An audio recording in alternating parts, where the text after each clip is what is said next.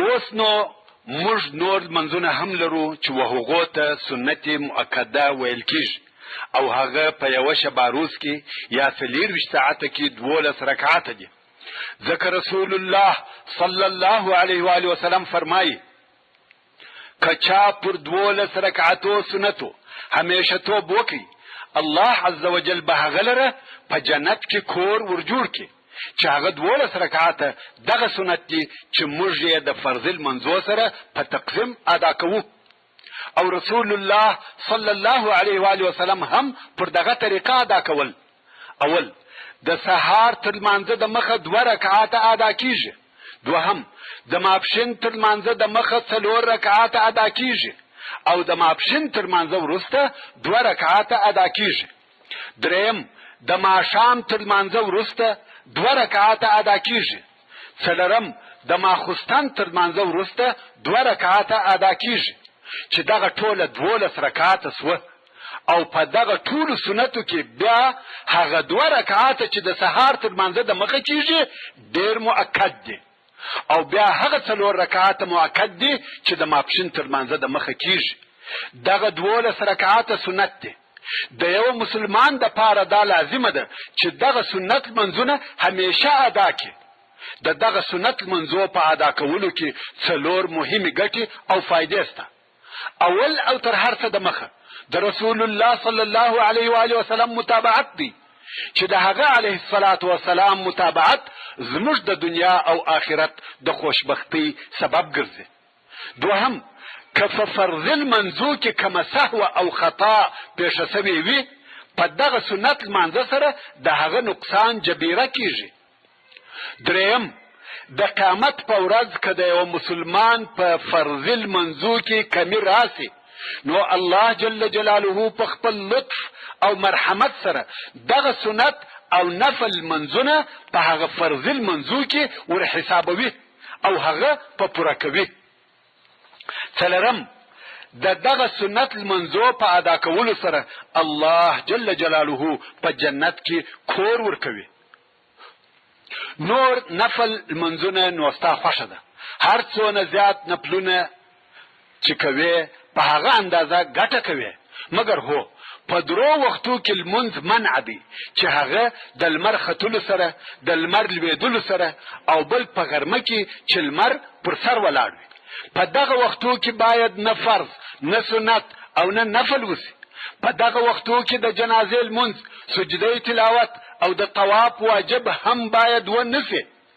فقط د هغې ورځې د مازدیګر فرض لمونځ که د یو چا څخه ځنډېدلی وي د هغې ورځې د لمر لویدلو سره جائز او روا دی. باید په دغه وخت کې ادا کړل سي.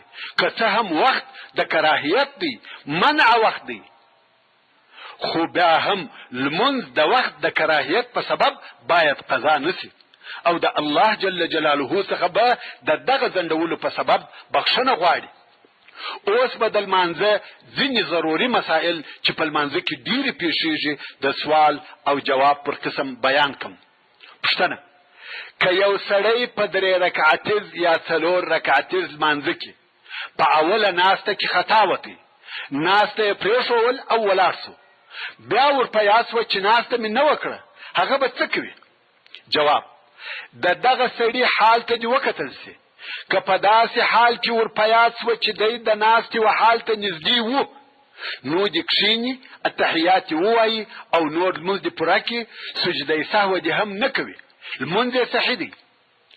او که په دغه ولاړېدلو کې د ولاړې و خواته نږدې وو بیرته به نه کښېني، ودې درېږي او نور لمونځ دې پوره کړي او د لمانځه په آخر کې دې سجده سهوه وکړي.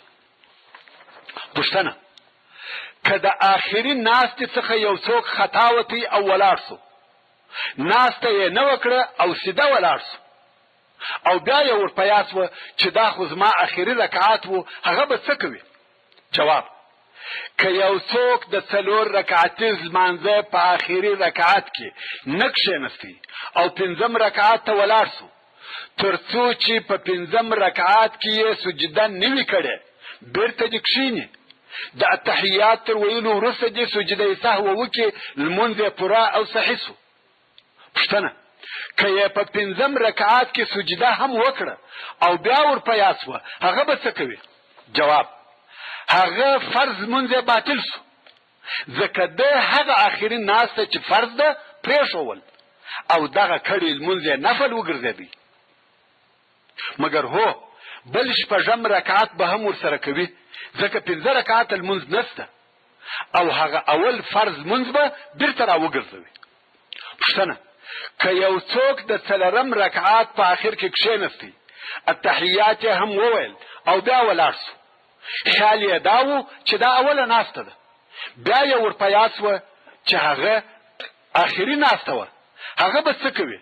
جواب: دغه سړي که په 5م رکعات کې سجده نه وه کړې، بیرته دې ناستې ته راوګرځي، التحیات به ووایي او سجده سهو به وکړي، لمونځ یې پوره او صحیح دی.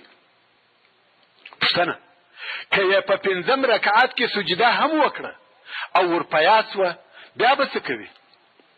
جواب: نو دې یو بل 6م رکعات هم وکړي او د لمانځه په آخر کې به سجده سهو هم وکړي، نو لمونځ یې صحیح او پوره سو. هغه اول 4 رکعات یې هغه فرضي لمونځ سو کوم چې نیت یې کړی و، او دغه 2 نور رکعتونه نفل وګرځېدل.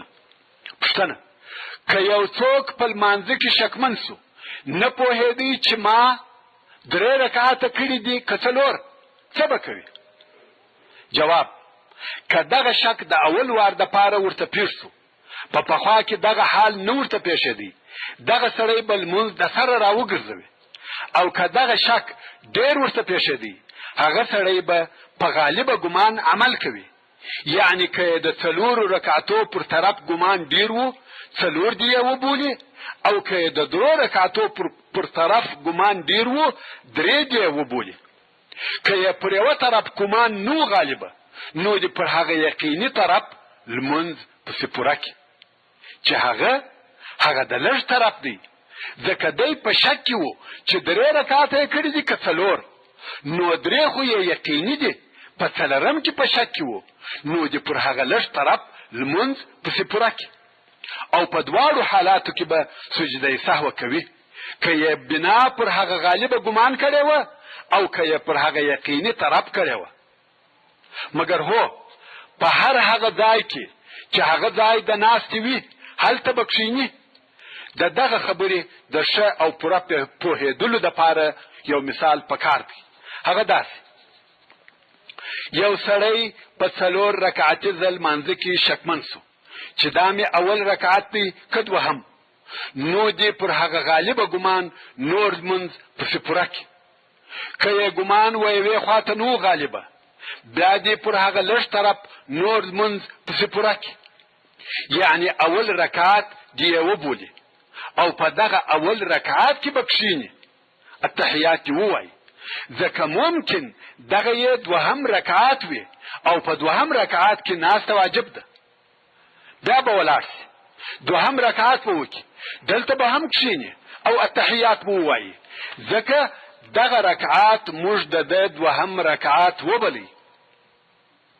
بیا به ولاړ سي، 1 رکعت لمونځ به وکړي او بیا به کښېني، التحیات به ووایي، ځکه ممکن دا د 4م رکعت وي او په 4م رکعت کې ناسته فرض ده، بیا به پس له التحیات ویلو څخه ولاړ سي، 4م رکعت لمونځ به وکړي او کښېبني، ځکه دغه رکعات موږ د 4م رکعت وباله چې دلته هم ناسته فرض ده.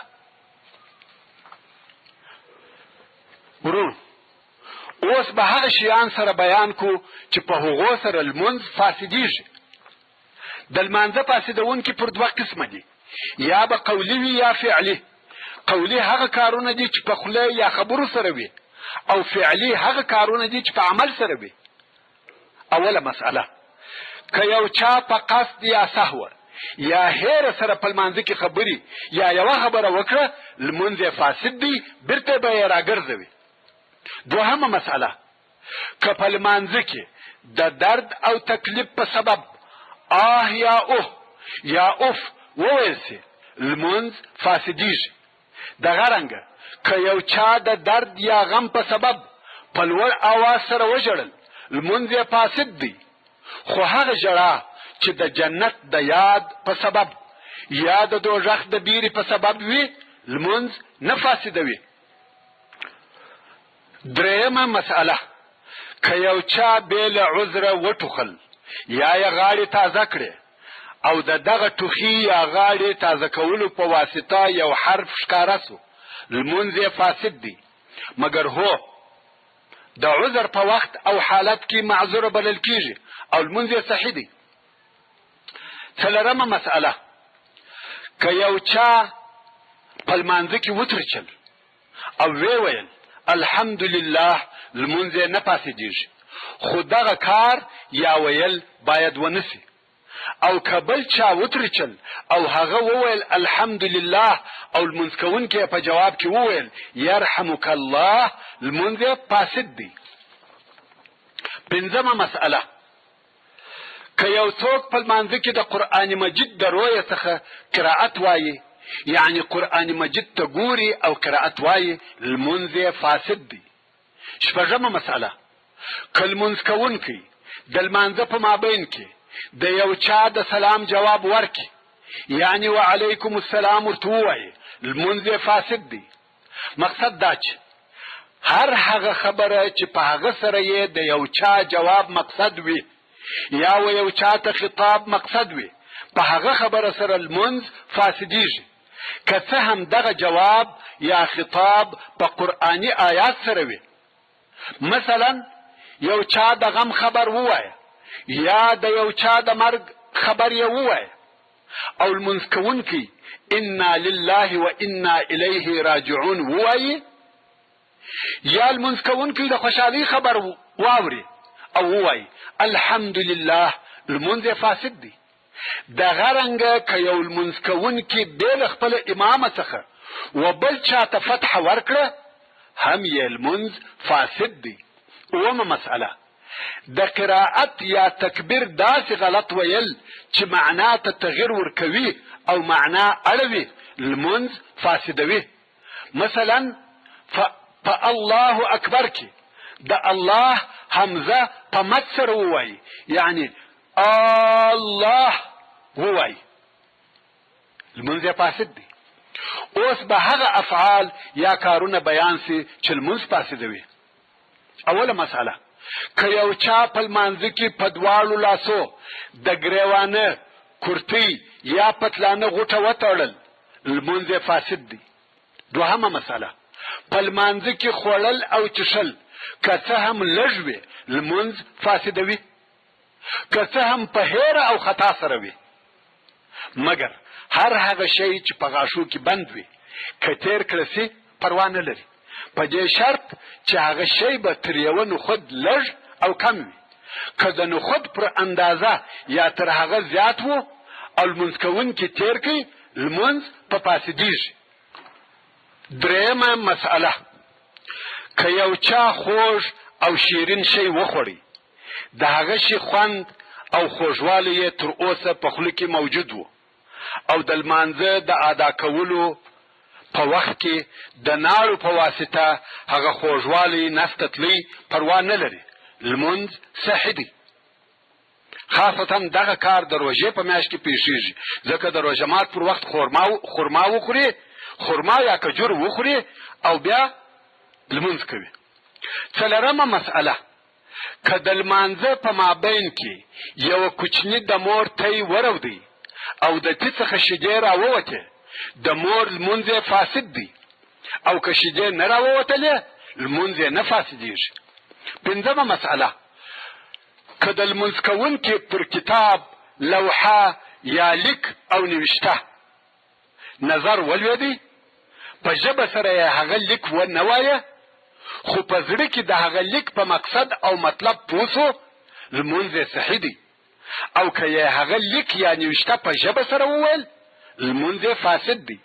شپږمه مسئله، که د لمونځ کوونکي و مخته یو انسان یا حیوان تیر سي د لمونځ کوونکي لمونځ صحیح دی، مګر هغه څوک چې د لمونځ کوونکي و مخته تیریږي ګناهکاره دی. خو لمونځ کوونکي باید تر خپله وسه په داسې ځای کې لمونځ ادا کړي چې د خلقو د تګ او راتګ لار نه وي. او که لمونځ کوونکي دغسې ګوښه ځای نسوای پیدا کولی، نو د 1.5 متر پر اندازه یو لرګی یا لکړه خپل مخ ته ودروي او هغه ته د نږدې لمونځ ادا کړي. اومه مسئله، که یو لمونځ کوونکی د عذر په سبب یو یا 2 ګامه یا قدمه مخ یا شاته ولاړ سي او د دغه تک په وخت کې یې ځګر د قبلې څخه وانه وړي، لمونځ یې صحیح دی. او که یې ځګر د قبلې د طرفه څخه واوښتی، لمونځ یې فاسدېږي. اتمه مسئله، په عمل کثیر سره لمونځ فاسدېږي. عمل کثیر و هغه کار ته ویل کیږي چې د لرې څخه د ولیدونکي یا کتونکي پر دغه لمونځ کوونکي دا خیال او ګمان نه راځي چې دی لمونځ کوي. مثلا لمونځ کوونکی پټکۍ یا لنګوټه تړي یا یو کالی واغوندي یا نور داسې کارونه، په دې شرط چې دغه عمل کثیر به یې د لمانځه د اصلاح دپاره نه وي. او که دغه عمل کثیر د لمانځه د اصلاح دپاره وو، نو لمونځ نه په فاسدېږي. لکه یو لمونځ کوونکی چې په لمانځه کې بې اوداسه سي او د اوداسه د تازه کولو دپاره رهي سي، دا داسې حالت دی چې د هیڅ لیدونکي دا خیال او ګمان نه پر کیږي چې دی په لمانځه کې دی، مګر څرنګه چې دغه عمل کثیر د لمانځه د اصلاح دپاره دی، لمونځ نه په فاسدېږي. او د عمل کثیر دپاره دا فرق نه کوي چې لمونځ کوونکی یې په خپله خوښه سره کوي او که د بل چا د طرفه په اجباري ډول سره پکېږي. مثلا یو لمونځ کوونکی د بل چا د طرفه پورې وهل سو او دی د دغه پورې وهلو د زوره 2 ګامه د خپله ځای څخه لرې ولاړی، هم یې لمونځ فاسد دی. د لمانځه مکروهات اوس به هغه کارونه درته بیان سي چې کول یې په لمانځه کې منع دي، او که د یو لمونځ کوونکي څخه وسي، لمونځ په مکروه کیږي. مکروه هغه شی یا کار ته ویل کیږي چې د هغه په کولو سره لمونځ نه فاسدېږي، مګر د لمانځه ثواب په کمیږي. اوله مسئله، په کالو او بدن سره لوبې کول او اخته کېدل یا د سجدې د ځای څخه د شګو ایسته کول مکروه دي، مګر که د شګو په واسطه سجده کول ډیر سخت او غیر ممکن و، بیا نو د سجدې ځای په یو لاس یو یا 2 واره پاکول پروا نه لري. دوهمه مسئله، په لمانځه کې د لاس او پښو په ګوتو ټکان کول، لاسونه پر ډډو ایښول، چپه او راسته طرف ته د غاړې ګرځول او شاوخوا کتل مکروه دي. البته د سترګو تر کنجانو کتل پروا نه لري، خو بېله ضرورته دغه کتل هم باید ونسي، ځکه دغه کار د خشوع سره ضد او منافي دی. درېیمه مسئله، په لمانځه کې داسې ناسته چې زنګنونه جګ ودروي او لاسونه پر مځکه کښېږدي مکروه ده، چې د فقه په کتابو کې و دغه قسم ناستې ته د سپي غوندې ناسته ویل کېږي. او دغه قسم ناسته ځینې خلق هغه وخت کوي چې د 2مې سجدې څخه راپورته سي او ولاړیږي، نو زنګنونه جګ ودروي، پر 2 ګوتو کښېني، لاسونه پر مځکه تکیه کړي او بیا ولاړ سي، دغه ناسته مکروه ده. څلورمه مسئله، په لمانځه کې د کالو راټولول مکروه دي، لکه د ځینو خلقو چې دا عادت دی کم وخت چې رکوع او سجدې ته ځي لمن او پایڅې سره راټول یا لوړ کړي. حتی هغه علما چې عمل کثیر و هغه کار ته وایي چې په 2 لاسو وسي، دغه د کالو راټولول د لمانځه فاسدونکي بولي، نو دغه کار څخه باید پوره پرهیز وسي او د ډیر احتیاط څخه کار واخیستل سي. همدارنګه په لمانځه کې په لاس سره د سلام جواب ورکول مکروه دي، او که چا په خوله سره د سلام جواب ورکړي، لمونځ یې فاسدېږي. 5مه مسئله، که یو څوک ناست و او خبرې یې کولې یا په یو بل کار مشغول و او بل چا د هغه و شاته لمونځ کاوه، دغه لمونځ صحیح دی، مګر ښه کار دا دی چې په دغسې ځای او حال کې لمونځ ونسي، شپږمه مسأله، که د لمونځ کوونکي و مخ ته قرآن مجید پروت وي یا توره ځړیږي، لمونځ جائز او روا دی. اومه مسأله، پر هغه فرش یا قالینه چې عکس ولري لمونځ روا دی، په دې شرط چې پر عکس سربیره لمونځ ونسي. خو بیا هم په کور کې د عکس درلودونکي مسئلې یا په خپل عکس ساتل ګناه ده. اتمه مسئله، که د یو روح درلودونکي حیوان عکس د لمونځ کوونکي و مخته یا لوړ پر دیواله یا راسته او چپه طرف ته وي، لمونځ یې مکروه دی. او که چیرې دغه عکس تر پښو لاندې وي یا دونه کوچنی وي چې پر مځکه کښېښول سي نه لیدل کیږي، یا د دغه عکس سر پرې وي، بیا نو کراهیت نه لري. نهمه مسئله، په لمانځه کې په ګوتو سره د آیاتو یا تسبیحاتو حسابل مکروه دی. دغه رنګه په دوهم رکعات کې د درو آیاتو پر اندازه تر اول رکعات زیات قرائت ویل مکروه دی. لسمه مسئله، په معلوم او معین لمانځه کې د یو صورت خاصول مکروه دی. یعنی په فلانی لمانځه کې باید همیشه دغه صورت وویل سي او بل صورت نه وایم، دا کار مکروه دی. یولسمه مسئله، په لمانځه کې د چپنې یا کرتۍ پر اوږو اچول بې له دې څخه چې لستونې دې اغوستل سوي وي مکروه دی. دغه رنګه بې له عذره د غوړو او خیرونو کالو اغوستل مکروه دی. غوړ لکه د مستریانو کالی. دولسمه مسئله، په خوله کې د داسې شي ایښول چې د قرائت د ویلو مانع نه ګرځي مکروه دی. او که بیا د قرائت د ویلو مانع ګرځېدی، لمونځ په فاسدېږي. دیارلسمه مسئله، که یو چاته د بولو یا قضای حاجت ضرورت پیښ و، پر دغه حال یې لمونځ کول مکروه دی. اول باید خپل ضرورت رفع کړي او دست تازه کړي او بیا په فارغه زړه سره لمونځ ادا کړي. څوارلسمه مسئله، که یو څوک ډېر وږی وي او خواړه هم تیار وي، اول د خواړه وخوري بیا د لمونځ ادا کړي. تر ډوډۍ د مخه یې لمونځ مکروه دی. مګر که د لمانځه وخت دونه لږ پاته و چې دی خواړه خوري، لمونځ یې قضا کیږي، بیا دې نو اول لمونځ ادا کړي. پنځلسمه مسئله، په لمانځه کې د سترګو پټول ښه کار نه دی، مګر که بې له سترګو پټولو حضور او خشوع نه حاصلېدل، بیا نو پروا نه لري. شپاړسمه مسئله، بې له ضرورته د ناړو توکل یا د پزې ټک وهل چې ځینې کسان سوغ کول ورته وایي، سوغ کول مکروه دی. او په لږ سر سره لمونځ کول ښه کار نه دی. علماء کرام یې مکروه تنزیهي بولي. ولسمه مسئله، که یو چا په لمانځه کې کیکه یا شپږه ونیول او هغه یې وغورځول، پروا نه لري.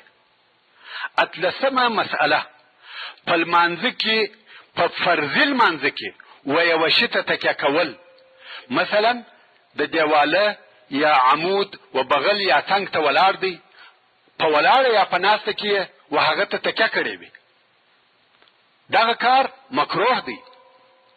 د صورت یا آیات تر ختمولو د مخه و رکوع ته تلل او هغه آیات بیا په رکوع کې پوره کول مکروه دی. محترم ورونو، څرنګه چې ځینې وختونه و انسان ته داسې مریضي پیښیږي چې د هغه مریضیو په سبب انسان خپل اودس دونه وخت نسی ساتلی چې لمونځ او عبادت دې په اوداسه سره وکړي، دغه انسان ته معذوره ویل کیږي. نو اوس به دغه معذوره انسان د اوداسه او لمانځه څه احکام درته بیان کم. اول، که د یو چا په بدن کې داسې زخم وو چې دغه زخم څخه همیشه ویني یا نو راوتل، یا یو څوک په داسې مرض مبتلا وو چې همیشه یو څاڅکی بول ځینې تویېدې، یا یې همیشه بادونه جاري وه، یا یې همیشه د پزې څخه وینه بهېدل، یا داسې ښځه وه چې بې له حیض او نفاس څخه یې د مرض وینه درلودل، و دغه اشخاص ته معذور ویل کیږي. او د معذور حکم دادی چې د هر فرض المانزه پر وخت به او داس تازه کوي تر کومه وخت چې د دغه المانزه وخت پاتې وي، یعنی د دغه المانزه وخت نوی وتلی دی هم او داس لري. او په دغه او داس سره هر المنز چې دی غواړي کولای شي، یعنی د دغه وخت المنز، قضایي المنز، نفل المنزونه ټول په دغه او داس سره کولای شي، که څه هم هغه د عذر او مریضي موجود وي. تر کومه وخت چې د دغه المانزه وخت پاتې وي، دی هم د هغه عذر د موجودیت سره او داس لري. کوم وخت چې د هغه فرض المانزه وخت ووتی، د او داس هم ماتیږي او د بل منزه د پاره به بل نوی او داس تازه کوي. مګر هو کله د غل منزه په وخت کې بیل د عذر څخه د او داسه د ماتونکو څخه بل ماتونکی ورته پیر شو، په هغه سره او داس ماتیږي، باید بل او داس تازه کی. خود د غل منزه په وخت کې فقط هغه د په عذر سره او داس نه ماتیږي. دوهمه مسئله، که یو معذور انسان سهار یعنی تر سپیدو چاودلو ورسته او داس تازه کی، د لمر پر راختلو سره او داس ماتیږي. او که یې تر لمر راختلو ورسته او داس تازه کی، په دغه او داس سره د ماپښین منځ ادا کولای شي. او د مازیګر د وخت په داخلېدلو سره او داس باطلیږي. درېمه مسئله، که د یو چا په بدن کې داسې زخم وو چې همیشه وینه یا نو ژړې اوبه ځینې راوتل، دغه معذور انسان او داس تازه کوي، خو پس له او داس تازه کولو بل نوی زخم پکښې جوړ سو او د دغه نوی زخم څخه یې وینه راووتل او داس یې ماتیږي، ځکه دا بل ماتونکی سو. څلورمه مسئله، یو انسان د دغه عذرو په واسطه هغه وخت معذوره بلل کیږي چې د عذر د شروع کېدلو په وخت کې به د یو المانزه پوره وخت، مثلا د سپیدو څخه بیا تر لمر راختلو پورې یا د زوال څخه بیا تر مازدیګره پورې وخت پر تیریږي، او د ده وینه یا هغه نور عذرونه به دوام او جریان لري. یعنی د لمانزه په ټوله وخت کې دونه موقع او فرصت نکی پیدا چې دی په اوداسه سره د هغه وخت لمونځ ادا کړي. او که چیرې دونه وخت د عذر څخه خلاص سو چې دغه لمونځ په اوداسه سره ادا کړي، دې ته معذور نه ویل کیږي او نه دغه د معذور حکم پر هغه عملی کیږي. مګر هو تر دغه وروسته په نورو وختو کې د همیش دپاره د وینې بهیدل یا د عذر وجود نه دی شرط، دا فقط د عذر د شروع کېدلو په وخت کې دی. په وروسته کې که کله عذر موجود او کله غیر موجود وي، بیا هم معذوره ورته ویل کیږي. پنځمه مسئله، که د ماپښین د لمانځه د وخت څخه څو دقیقې تېرې سوي وي، یو چاته د وینې جریان یا بل عذر ورته پېښ سو، د وخت تر آخره دی انتظار وکړي. که وینه ودرېدل او داس دې تازه کړي او لمونځ دې ادا کړي، او که وینه ونه درېدل بیا دې هم او داس تازه کړي او لمونځ دې ادا کړي. او بیا د مازدیګر وخت داخل سو، دغه د مازدیګر په وخت کې بیا هم وینه بهېدل او هیڅ ونه درېدل، دلته نو دغه انسان معذور دی او د معذور احکام پر عملی کیږي. او که یې د مازدیګر په وخت کې وینه ودرېدل، معذوره نه ورته ویل کیږي، باید د ماپښین د لمانځه قضا راوړي.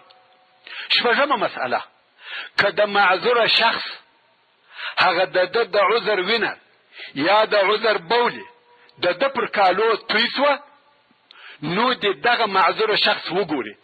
که دا ور معلومه وه چې د لمانځه تر تمامېدلو د مخه بیا هم دغه د عذر نجاست راتویږي، نو یې پرېولل نه دي لازم، ځکه بیا راتویږي بیا راتویږي.